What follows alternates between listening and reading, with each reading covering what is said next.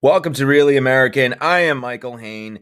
I cannot believe it has been 8 years since the orange fascist swamp monster has been in our lives. Like 8 years ago, we didn't think he was going to win. He didn't think he was going to win. And I mean, he didn't win. He didn't win the popular vote, but somehow was able to sneak in by virtue of the Electoral College, which has been a constant fear, was a fear in 2020, and is still a lingering fear in 2024 because Trump is apparently herpes. You think he is gone, but boop, he's back again. Anyway, who better than former Secretary of State and, again, 2016 presidential candidate Hillary Clinton to weigh in on what's going on now? Hillary appeared on MSNBC's Rachel Maddow to discuss the 2024 race, and who better than to weigh in on Donald Trump but Hillary Clinton?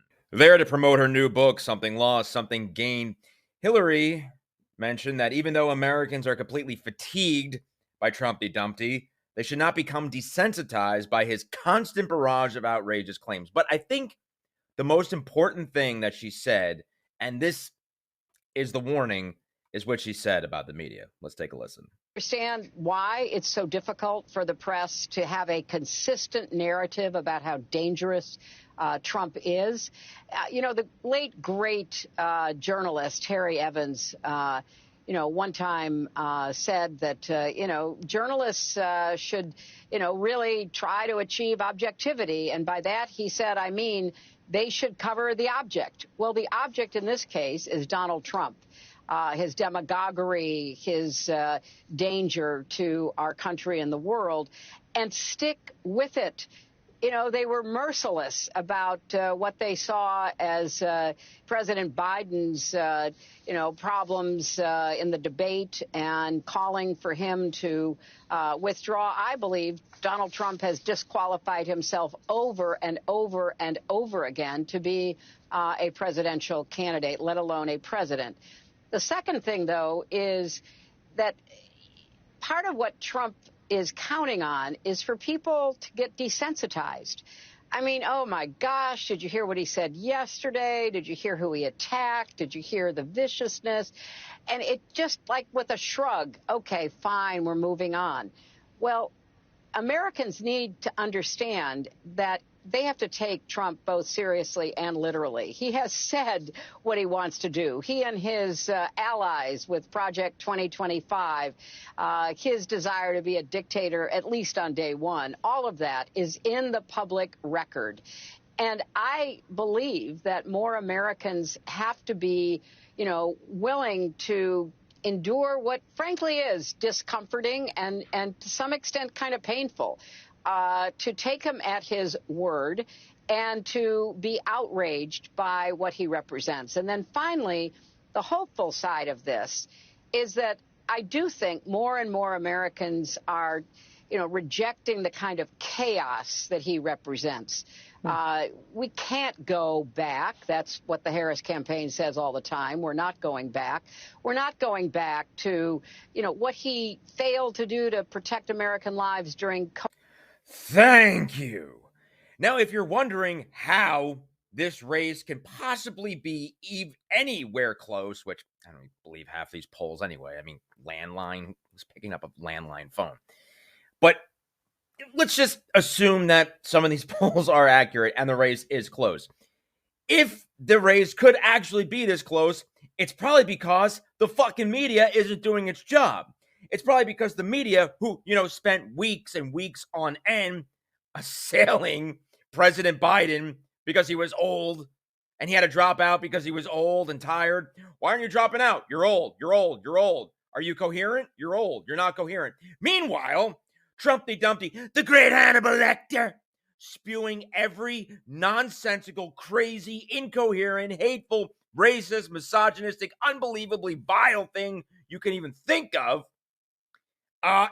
Finally, during that last debate, they live checked them. They live fact checked them on air. Like, you do know you can do that, guys. You are allowed to fact check presidential candidates. That is allowed.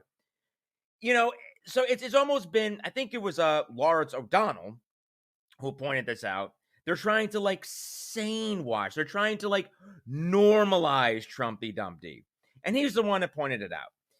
Now, to me, Hillary will always be, I don't know if anyone here is a fan of House of Dragons, but she, to me, is always the queen that never was.